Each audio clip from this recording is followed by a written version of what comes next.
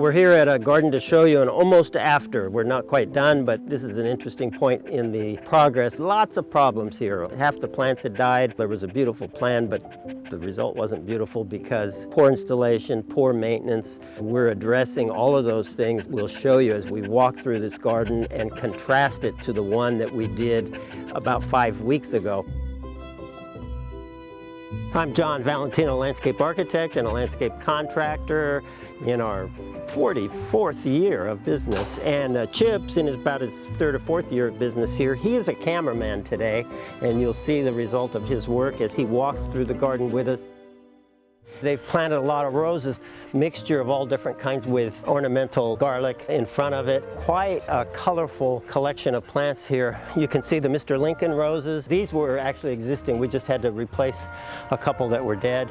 They're thriving. This area is brand new, and we added 4 tree roses in each corner. This tree rose is California Dreamin', and all of the rose varieties were picked by the owner. And then we added the drift roses, took out some salvia that was in there that got way too tall. The drift roses will stay nice and low. Inside of the boxwood, we put this blush pink Nandina.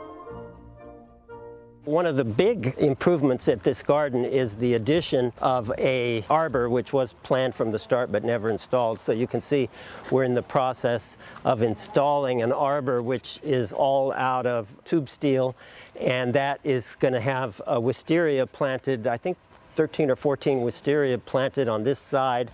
Ernesto and Javier are well on the way to finishing it in the next few days. Steel for wisteria is a good idea because wisteria is so heavy, and if you don't use steel, it can overpower any kind of overhead structure. So this will be strong enough for those big, heavy wisteria vines. And in this arbor, we're going to have lighting. We're running the low voltage lighting inside the tube steel, and that's going to be pretty spectacular. Maybe we can show you that someday at night as soon as we finish it.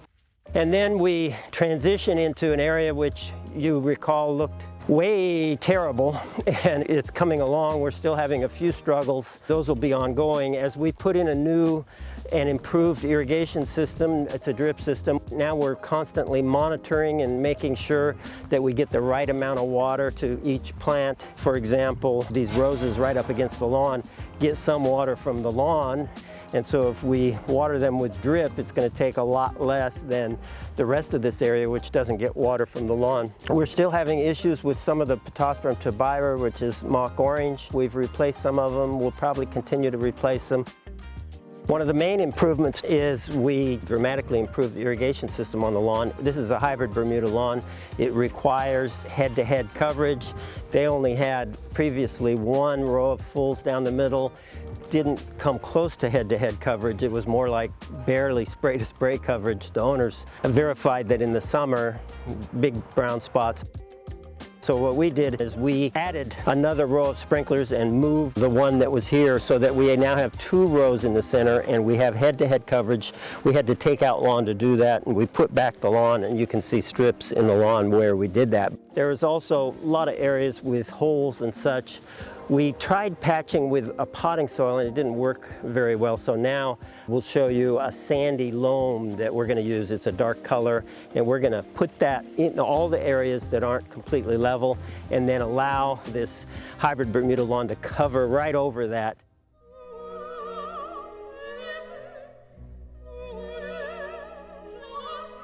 Next to the lawn, we have this interesting area. You can see 2 drain inlets here with atrium grates on top and a little bit of gravel around it. We put those in, and we connected it to an existing drain system to get that water out of here. And then we loaded this area with our blend and penetrate liquid biotiller. So far, we're having no standing water. Most of these roses right along the lawn were existing. They're all low-growing flower carpet roses in a variety that were here before we started. We filled in a couple, and then on the other side of it, the owners provided us a list of hybrid tea roses, a colorful mix, and then we added Little John callistemon, which is like a dwarf bottle brush. We used Little Ollie, which is a dwarf ornamental olive with no olives. And then we used this spectacular flamethrower Cercis, which We did a recent video on cerces, so you can see what flamethrower looks like. We've got a row of them. Our challenge now is to get it to do great.